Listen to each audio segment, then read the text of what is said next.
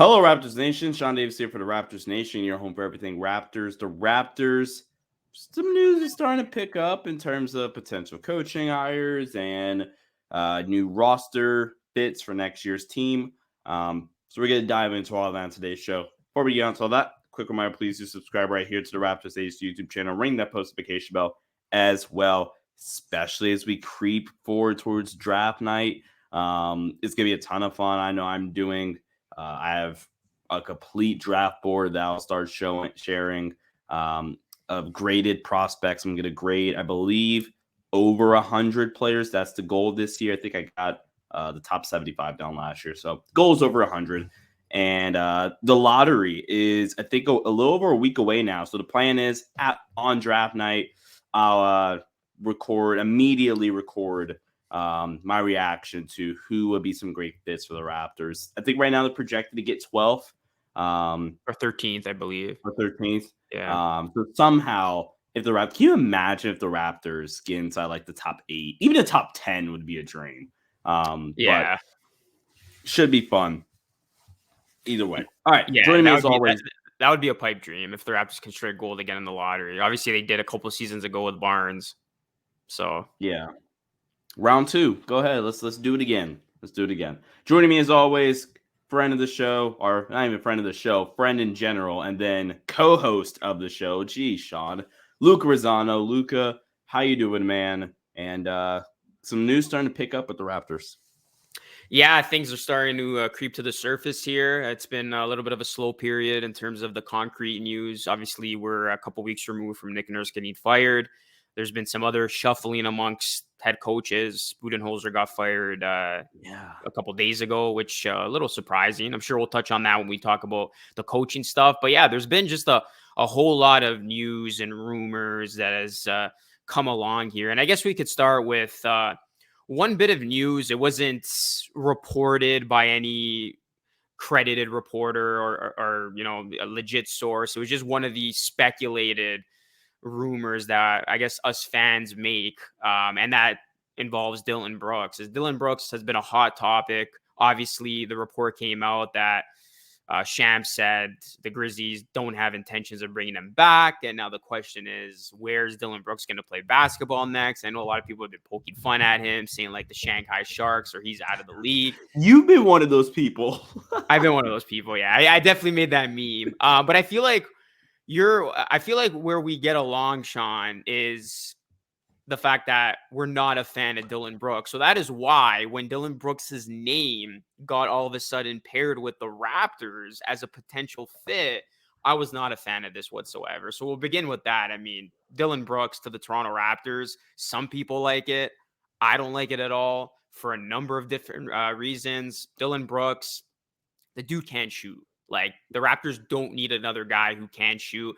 Yeah, he's okay defensively, but the thing that concerns me the most is his character. Like, we just saw Dillon Brooks get embarrassed by your Lakers when he tried to be the WWE heel, tried to talk all that trash, and then he couldn't back it up. An ego like that isn't a guy who you want polluting the locker room when you have a team in the Raptors that might be going in a younger direction, building around Scotty Barnes. The last thing you need is a 27-year-old Dillon Brooks to think that now all of a sudden he's the guy running the show. He's the guy that can instill confidence in a Raptors team. And then all of a sudden, just all hell breaks loose. Dillon Brooks, I think he will get another chance in the NBA. I won't go as far as saying he's going to be out of the league, although they wouldn't surprise me. But I can see him being more of a better fit with like a team that's a borderline championship contender, a team like the Miami Heat that has already the system in place of veterans, of the star player, and they're a tweak or two away. A team like that is a perfect destination for Dillon Brooks. But a team like the Raptors,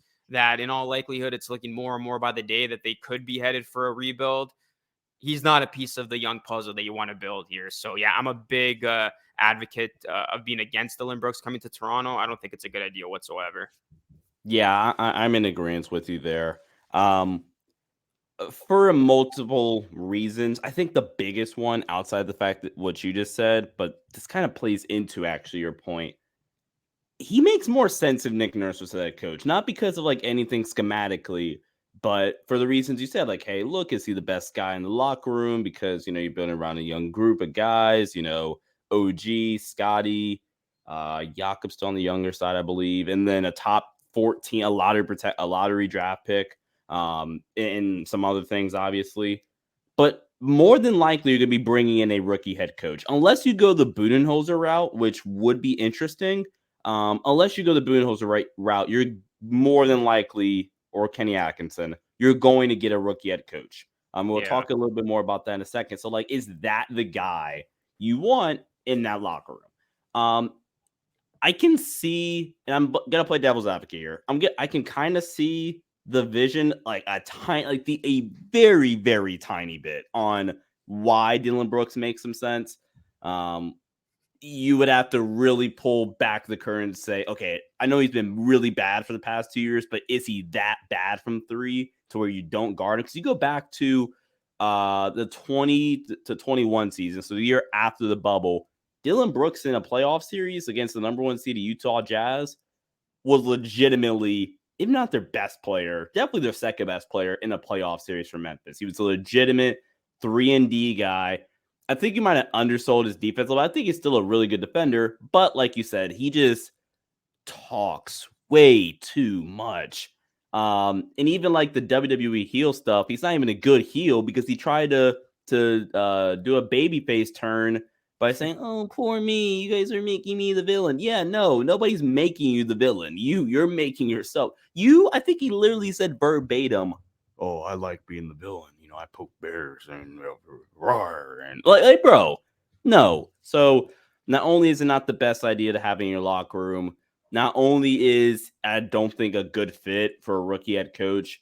Not only has he been god awful from three the past 2 seasons, and he'd really like. I can get it if it was one season. If we get to like 2 to 3, he hasn't the third one yet, but 2 consecutive seasons where it's like, okay, yeah, your shooting isn't there. Then I start becoming a little bit worried about it. So back-to-back year, like the Raptors have enough guys. Like look at the roster from this past year. They had enough dudes that could play defense but couldn't guard. They had too many of those guys. You don't need another guy like that. You don't need another guy like that. Yeah. And then I'll land my plane on this. If you really want another wing, which would be hashtag LOL, because the Raptors just, whether Nick Nurse is the coach or not, they're just going to get all the wings. If you wanted to go another wing, trade up in the draft, go get Hendricks from USC. I blanked on his first name. UCF, my bad. 3-and-D wing, a legit 3-and-D wing. If you want somebody with a little more three with some upside defensively, go get Jordan Hawkins. Go get one of these Bryce Zensenbog or whatever. There's guys in this draft from a wing standpoint that are floating around with the Raptors or at where maybe they trade up 2 spots or you just stay pat wherever you're at, and you can go get a wing. Like there is no need, in my opinion, to get Dillon Brooks, even if like the 1% of the vision I do see. No. Yeah, and it's the decline in his offensive production that you mentioned, his shooting percentage that just scares me. Like I hate to say it, but it looks like his best days are behind him from an offensive standpoint. And I agree with what Shaq said. Like I'm paraphrasing here, but yeah, you just got to get his character in check. Like unless Dillon Brooks has some sort of like revelation and complete turnaround of his demeanor and character this offseason, I don't see him being like successful again. And that's a good point. Like he's got to revert back to his old ways when he was the second best player in that series when Memphis took on the Jazz. Dillon Brooks needs to be that type of player. But then as soon as he got a little bit too confident and, he's stroking his ego too much and he thought, okay, this is my opportunity to try to make a name for myself.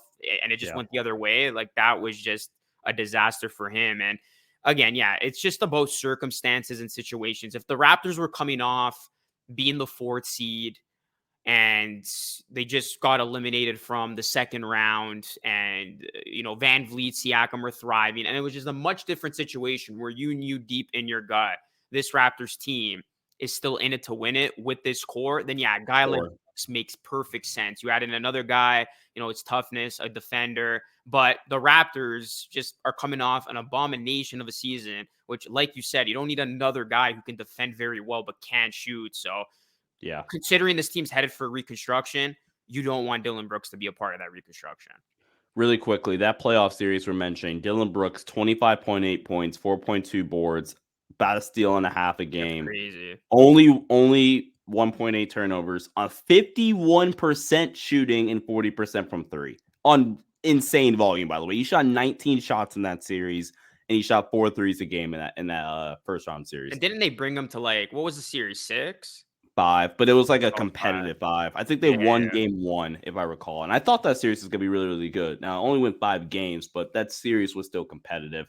Yeah. The last 2 years in the playoffs, they've been in the playoffs 3 straight years. The last 2 years in the playoffs, 34.9% from the floor, 34.7% from three, 14.6 points per game. This year, 31.2% from the floor, 23.8% from three. And in the regular season, 39.6% from the floor, 32.6% from three. Like, that ain't it. Yeah, that ain't it, Chief. I would be actually very, very upset if the Raptors got Dillon Brooks. I'd be heated. I would too. if The they did only that. way it makes sense, in my opinion, and like you touched on another component, I'm gonna go the whole like Canadian route. Yeah, that's the only way. I mean, if you want to just bring them home, but even that, it's just like, are you making a good basketball No. decision, or are you just making an Right. emotional decision? Exactly. So actually, at that point, since you bring that up, I might start questioning Masai if you do that. Like, Yeah. I'm dead serious. Yeah, facts.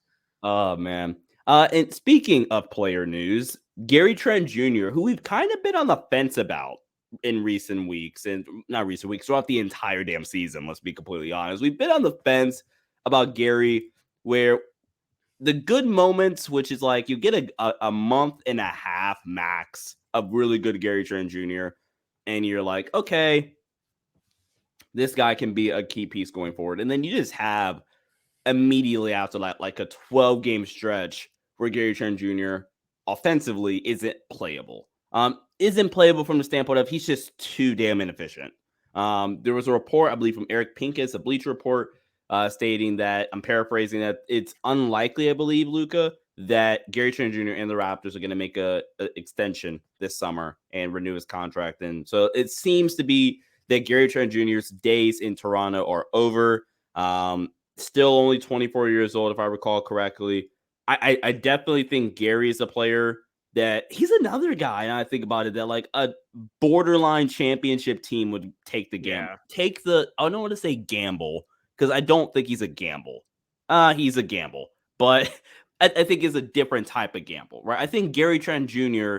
is a gamble from the standpoint that if you can get the consistency out of him, he's a really damn good player, right? And I think that's where the gamble is. Like, can you get consistent Gary Trent? Like, if he plays 70 games, let's be realistic. So injuries happen in the NBA. Let's play 70 games. Can you get Gary Trent Jr. near his best 55 of those games, right? He's not a gamble where you don't know if he's an NBA player, or you don't know what he has in terms of potential. I think we know who Gary Trent Jr. is when he's playing well. It's just he doesn't hit that a ton. So like, I think Gary can make a lot of sense for Milwaukee. That's the first team that kind of popped into my head, like an off the bench scorer that is really volatile, but when he hits, he's a massive boom for your offense. And Milwaukee, in terms of off the bench scoring, has some things that can be desired there, and still a good enough defender as well. They can stay on the floor. So yeah, I mean, personally, a little disappointed that Gary, it seems like they're going to end their partnership, if you will, but I understand it for sure. Luca, where do you line it on this? Yeah, no, I completely understand too. I think the Raptors were expecting Gary Trent Jr. to take more of a leap than he did last season. I think overall he is coming off of a disappointing season in terms of just like his overall production, the inconsistency, him not having a certain role from the start of the season. Obviously, him and Nurse didn't really see eye to eye, and Gary was coming from off the bench. And I think for Gary Trent Jr., the Raptors wanted to see enough where it would have been justifiable for them to pay him like Jordan Poole, Tyler Hero type money. But given what we've seen, I don't like, he's not going to be getting that. And Gary Trent Jr. Is that what he wanted?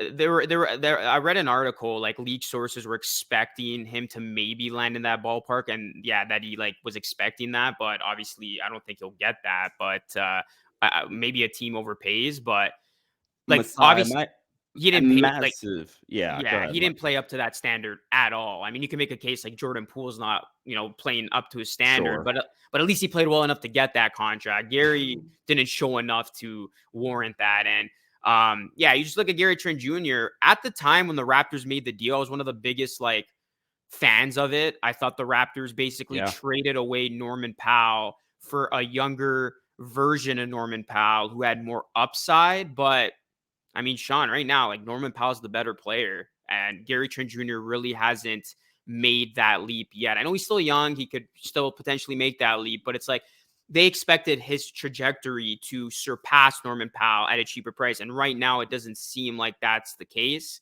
So where I stand on this is I'm not surprised. I said many times, just even on my own channel, I saw a world where Gary Trent Jr. wasn't back and either a team overpays for him and takes him, or a team that makes more sense and is closer to a championship, like you just mentioned, the Milwaukee Bucks make him an offer and Gary goes there. And I think where Nick Nurse has left this team, it's just uncharted territory. Yeah, I think a lot of Raptors current players are wondering like what direction are we taking? And maybe Gary Trent Jr., his vision of where this team was going is a lot different than where it's going to ultimately go now. So where's his head at? Is he ultimately happy with the franchise?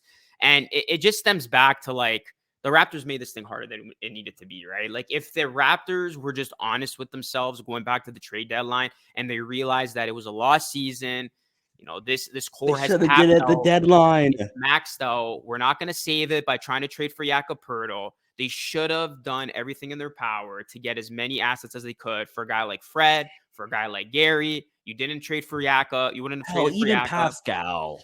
And it's like, you're going to potentially lose now a Gary Trent Jr. for nothing, along with a Fred VanVleet. Pascal, you at least have like the summer because he's still on the books. But these two guys in Right. particular, it's like, you can now lose a Gary Trent Jr., but it's like you lost them for nothing, where you could have swapped them at the deadline, I'm sure, for a team that thought they can make a championship run. And you could have at least gotten at the, picks if you weren't going to get actual players back or a good player back or a good prospect back. So, yeah, it just blows my mind how the Raptors handle the situation. And I think their lack of self-awareness has put them in a big hole this offseason. And yeah, you could potentially now lose 2 players for squad. And we're literally talking about like the only 2 guys who could get offense running and create a shot in Gary Trent Jr. and Fred VanVleet. So Man, that's brutal.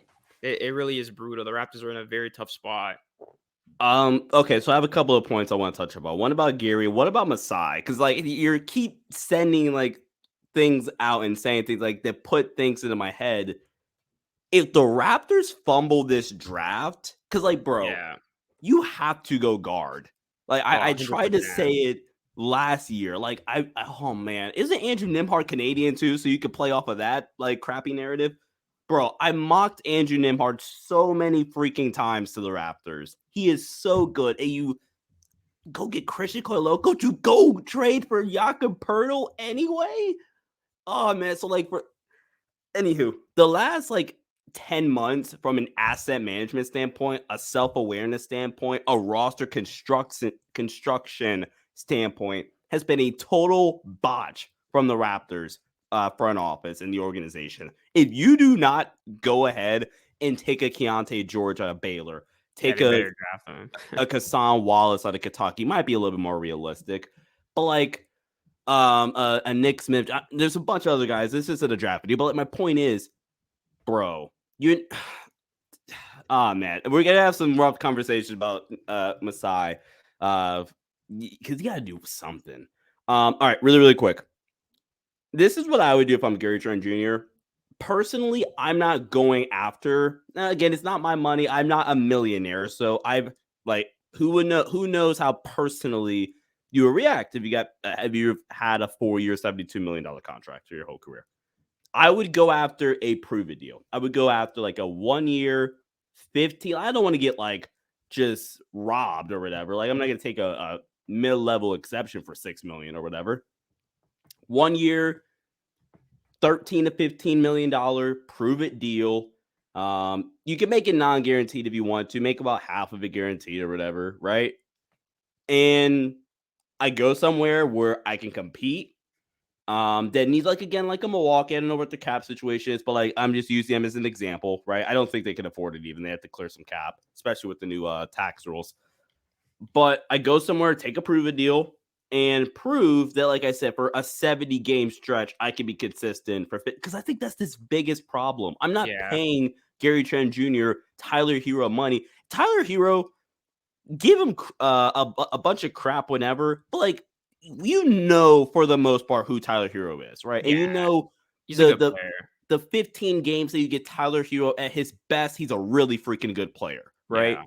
Tyler doesn't have nearly as many fall offs and drop offs, if you will, as a Jordan Poole or as a Gary Trent Jr. So I take a prove a deal. I try to prove that I can be a consistent player. And then you go from there, right? And then hell, a 1+1. Give me a player option, and I get to sign my fate the second year. Actually, I kind of prefer that if I'm Gary. So Gary, it's rough. Unfortunate for sure, but let's wrap up with some coaching talk. The Raptors, was reported today, I think by Woj. I think Woj got it first.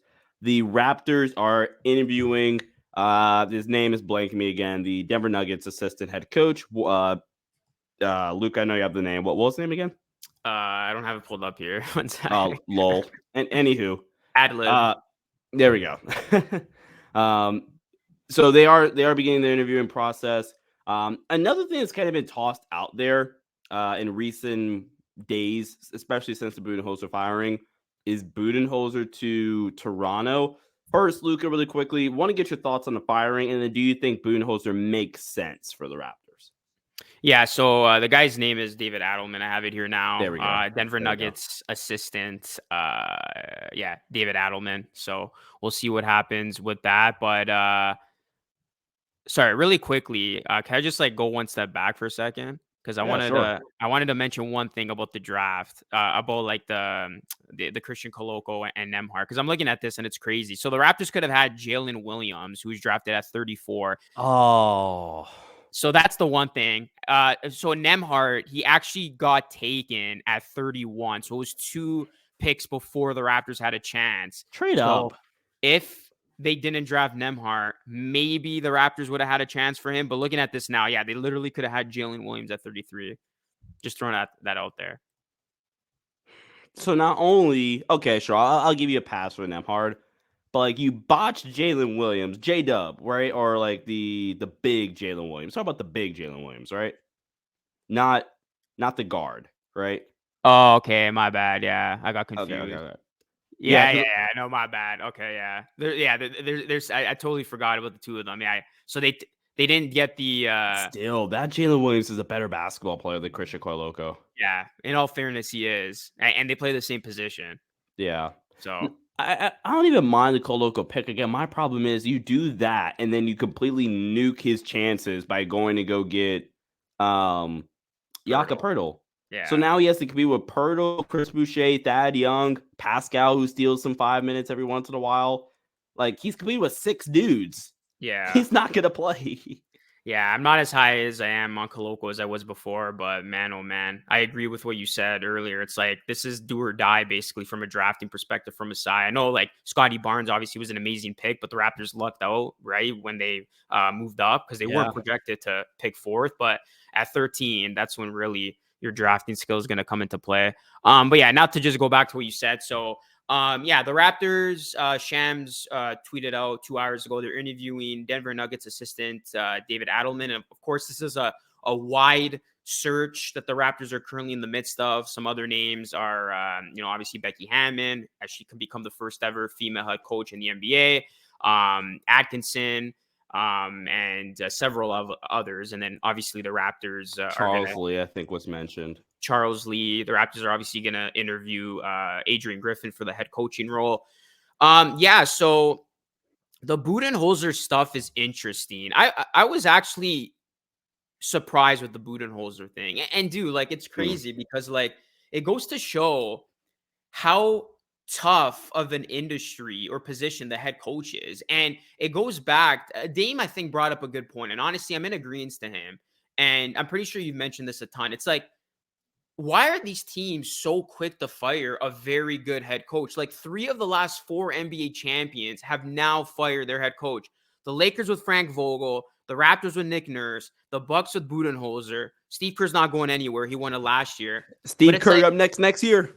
No, even if they lose in the second round, he's not going anywhere. I'm joking. But it's like Dame brought up a good point. He's like you don't win one year and y'all are like firing these coaches. Like I really don't understand, and it just makes it seem like the NBA is just like such a cutthroat league with these NBA head coaches. And like the Budenholzer thing caught me off guard because, yeah, obviously, he has gotten a lot of criticism that he doesn't make the proper adjustments and that he's a regular season coach. But the guy, he won a championship with you guys in 2021. And the failure that they had obviously was massive. It was monumental. It was an 8 beating a Luka. 1, but it's like collectively that team just fell apart. And then you have Giannis like at the podium preaching Luka. about how it steps to success. Yeah, there and you then, go. like, I was just about to say that. And then the head coach gets canned. So why are you making the head coach scapegoat? It should be Giannis, your best player, who should be the scapegoat as a guy who could have played a lot better down the stretch. Jimmy Butler looked like the best player in that series. So I think the head coach get a lot of flack, and I'm gonna side with these guys. I think it's one of the most like difficult positions in all of sports, and they're always the one component, the one person that takes the blame before everybody else. Like you can even make an argument that Nick Nurse, like a lot of the blame came his way, but it's like look at the players, like look at the product that he was expected to coach and lead to a potential deep playoff run. The roster was poorly constructed. So yes, Nick Nurse deserves a lot of the blame, but he's not the blame entirely. So I guess my point is, yeah, it's shocking that we've seen some very prolific coaches get canned when, a guy like Spoelstra has been with the Miami Heat for years upon years. And we're seeing it now, right? With this like very, very condensed coaching search that it's tough to find another good coach once you've had one. So yeah, Budenholzer, it came to me as a surprise. There's been talk now that maybe we could see a swap of Nick Nurse going to the Bucks, which I for sure see in the situation. Like Nick with the Bucks, and you can speak more on this, Sean, because you're a coach guy. I think would be an amazing fit. And then they were saying, does Coach Bud go to the Raptors? Because Coach Bud was actually one of the guys they interviewed when the fight. Oh, really? When the Raptors fired Dwayne Casey, who, by the way, also won Coach of the Year. So the Raptors are doing dirty to their coaches who have won Coach of the Year. But I don't think the Raptors are going to go with Bud, only because of the things we said at the beginning of the show. It's looking in all likelihood that this team is going to go with a young coach. This team's going to go with a coach that understands, okay, listen, like we're going to take this thing slow. We're in all likelihood going to go towards a rebuild with Scotty Barnes, with the 13th pick in the draft, et cetera, et cetera. A guy like Bud makes a lot more sense, in my opinion, on a team that, is obviously expected to compete, make a deep playoff run, compete for a championship, which is why I think Nick Nurse to the Bucks should already be a done deal, because that just makes a perfect sense. The Bucks are still a title contender. So yeah, that's my reaction to that. And who I ultimately think the Raptors are going to go with, I think they're still going to go in-house. I'm going to stick with that prediction. I originally went with Udoka, but obviously he went to the Rockets. My final prediction, I think the Raptors are going to go in-house. And if I had to give you a name, I'll say Adrian Griffin. But if the Raptors don't go in-house, it's probably going to be like one of these young guys, like an Adelman or yeah. Too. Yeah, I agree. I thought really quickly on the Budenholzer thing, I thought that I was a little caught off guard, but I kind of understood it. Like, it sucks. He is a championship head coach. You just won it with him, but obviously go back to that championship season. Reports they were going to fire him if they like. The only reason they didn't fire him is because they won a championship that year. So it seems like Milwaukee has kind of been done with Budenholzer for a while now, and they just postponed it because they won a championship. To be completely honest with you, so I get it. It was caught me off guard for sure, though. But that's gonna be a wrap for today's episode. We got a bunch of great more content. A couple very more quick. ideas. Very quick. If you had to guess who's your pick to be Raptors head coach, I'm gonna go with Adrian Griffin. I'm putting you on the spot here, but you got to make a prediction. Anybody but Adrian Griffin. Nothing against Adrian Griffin. I just don't want to go in-house. Like, bro, I'm going to fire Nick Nurse and then get his top assistant. Like, bro, that is unserious, respectfully. Give me a name then. Atkinson? All right. Atkinson's the first one that comes to my head.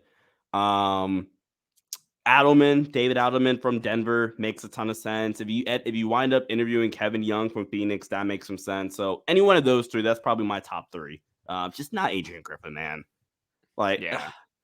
if Nick Nurse had stepped down, like similar to Udoka, okay, that's different. Like, you can hire within house, right? Yeah. But bro, I fire you, and I'm gonna get your right hand man, bro. That's unserious, bro. That's what unserious franchises do. Yeah, the fan base would be in shambles for sure because you want some refound excitement with the new head coach. Exactly. It's like you fire Nick for like his right hand man. Yeah. Anyway, we have a bunch of great content coming. I'm actually super excited that have some bunch of stuff coming. I actually need to text Luca. There's an idea that I thought of while you were talking earlier that I just thought of. So I'm really excited to share it with you. But appreciate all you for tuning in. Until next time, stay safe. We'll see you guys next time. Peace out.